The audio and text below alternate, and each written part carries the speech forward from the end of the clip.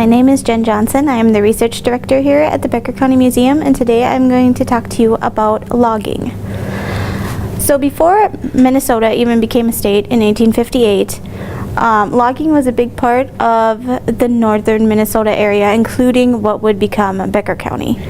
Now, loggers worked for about 6 months out of the year, usually in the winter, and it's said that when they came, of course, they were different personalities, had different characteristics. However, spending so much time with each other, they started acting alike. And so how we got the name lumberjack for loggers is because of the characteristics they had, where you had to be strong, you had to be able to work in cold weather. If you look behind me, you get a little bit of logging history in Becker County. This is actually part of one of the logging cabins from the Nichols Chisolm company, and the Nichols Chisolm company was a logging base in Frazee, and they were one of the bigger ones, as they had about 7 camps within a 15-mile radius. And so if you look here, these items here are actually from the kitchen, and as you can see, it's similar to the time period. Of course, this was 1904 when the Nichols Chisolm company came into existence. And you can see that the one again is actually what they called this building. This was actually part of their camp. So a little bit of history about the Nichols Chisolm company is in 1904, the company gained control of a large mill located in Frazee called the Commonwealth Lumber Company. The Nichols Chisolm Company headquarters was established on what is now known as Long Lost Lake in Clearwater County. The company at once employed 500 men between its 7 camps within a 15-mile radius.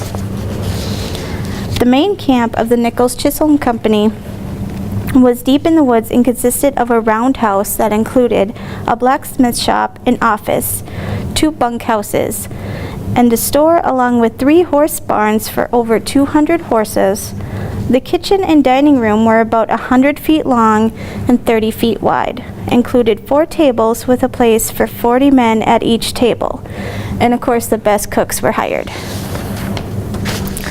So if you look over here, they had a variety of tools for logging. And you can see our 2-man saw, which we have about 3 of them up there. The little kind of square 29 on the sticky note, we have a scavenger hunt for kids. So when kids come, that's one of the numbers they'll be looking at. And you can see here a little bit is we have a bunch of saws that they use, and the top part of the saw is right there, and they're rather sharp, so I'm not going to touch it. And one of my favorite items, I think, get my gloves on, is actually the loggers' boots. And we do have a pair of the boots that they'd use, and I actually just went to one of the nursing homes in the area and talked about this, and one of the guys there actually was a logger for a period of time, later of course, and he talked about when he'd go and see other loggers, they'd actually stand on the logs, and they were able to do this because they have these spikes at the bottom of the boots. So he would actually talk about how they would be running on the logs, and they wouldn't fall, and it was mainly because of the spikes on the boots. And if we go on this side, we actually have another tool, which was kind of a poker. And it was one of these that they kind of used just to poke the logs around. This one here, which I'm not going to take down, what they'd use to kind of grab the logs.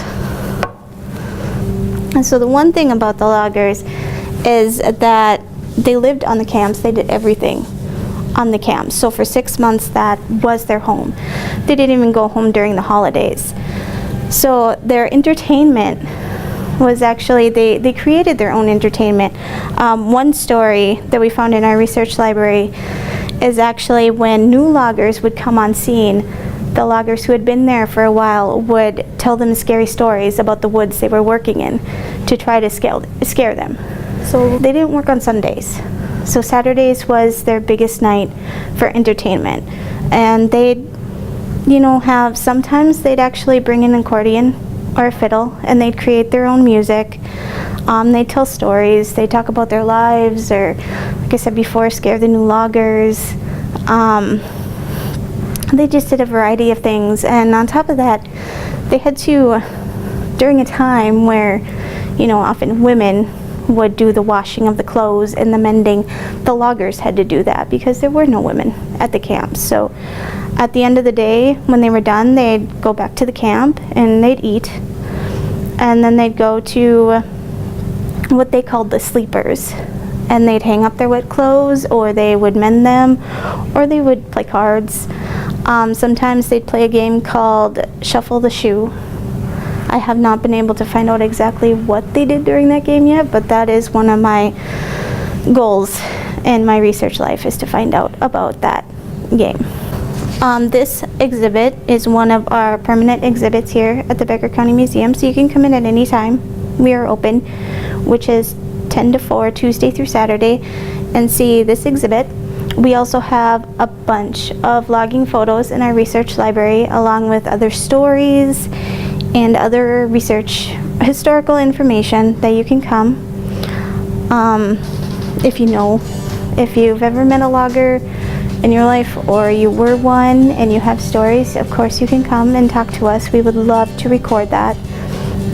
So again, come and check out the displays at the Becker County Museum. Along with logging, we have Old Three Lakes, we have a fur trader's cabin, we have a children's area downstairs where they can touch. Right now we have sand and kind of a railroad track display down there they can play with. Thank you for joining me.